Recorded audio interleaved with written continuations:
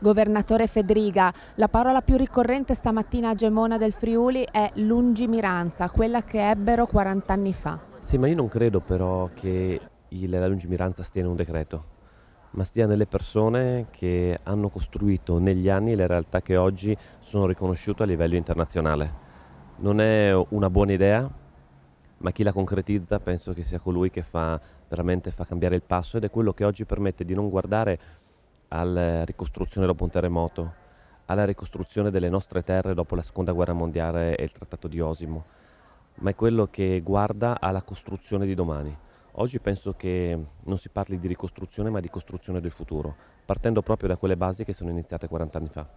I 5 istituti di ricerca che oggi festeggiamo, che futuro possono avere appunto rispetto al Friuli Venezia Giulia e all'internazionalizzazione?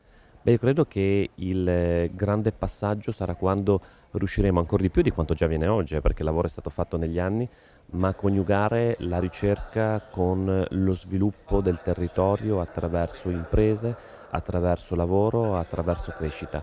A me piacerebbe riuscire a portare il mio piccolo contributo in questa legislatura e poter sfruttare questo riconoscimento a livello internazionale che ha il Friuli Venezia Giulia a livello di innovazione per attirare delle imprese di carattere internazionale che possano insediarsi nel nostro territorio e permettere a nuove imprese di creare intorno tutto quel sistema necessario a uno sviluppo, perché noi potremmo veramente diventare a livello europeo punto di riferimento dell'innovazione.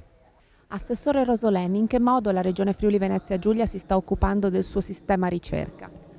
Dopo oltre 40 anni di investimenti importanti da parte della Regione Friuli Venezia Giulia su un sistema che rafforzasse il territorio, credo sia venuto il momento di trovare una razionalizzazione rispetto agli interventi che facciamo a livello regionale.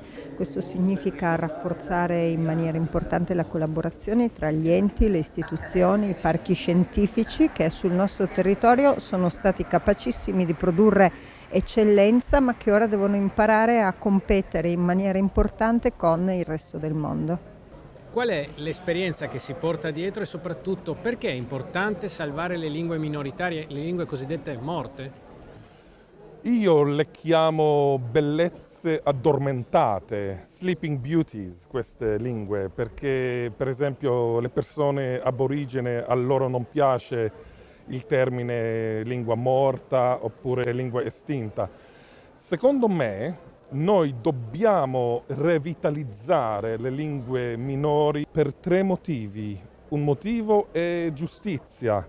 Ci sono tante lingue del mondo che venivano ammazzate sia dalla colonizzazione, talvolta è un processo più graduale, si chiama glottofagia, come mangiare la lingua, mentre questo l'ammazzare della lingua è il linguicidio, come in Australia per esempio c'erano tantissime lingue degli aborigeni che erano linguicidate.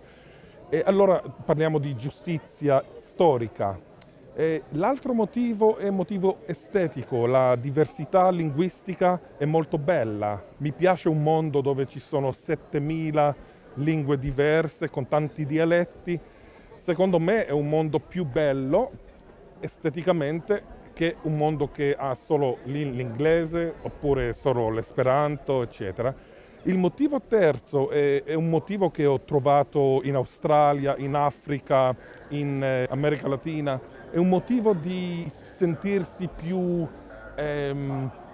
potente dall'aspetto della salute mentale. Gli aborigeni con cui lavoro, loro mi dicono che quando revitalizzo le loro lingue, loro si sentono più liberi, più potenti, più orgogliosi di se stessi.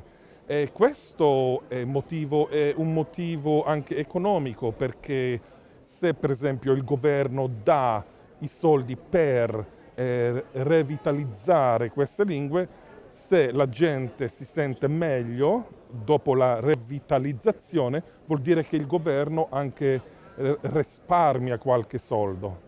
Lei ha iniziato quando ancora non esistevano le start-up. Oggi si potrebbe fare lo stesso di 15 anni fa? Sono cambiate veramente tantissime cose. Di fare l'imprenditore oggi non è come quando ho cominciato io, che era molto più semplice, c'era molto meno burocrazia ed era molto più... le cose un po' ti venivano incontro, oggi veramente si fa molta fatica, anche se le opportunità sono tantissime, perché quando abbiamo cominciato noi le start-up non se ne parlava, oggi ci sono vari finanziamenti, ci sono tantissimi incubatori, forse ci sono più incubatori che incubati, infatti ci vorrebbe un sistema paese, come dicevo prima, molto più coeso per supportare queste idee che poi sono, diciamo, l'humus del nostro territorio, della nostra terra, della nostra Italia poi, per riuscire a portarle ad azienda, perché come dicevo prima non sempre e un'idea magari costituita come startup riesce a entrare sul mercato, perché magari è un bravo ricercatore, ma affrontare un mercato ci vogliono altre competenze.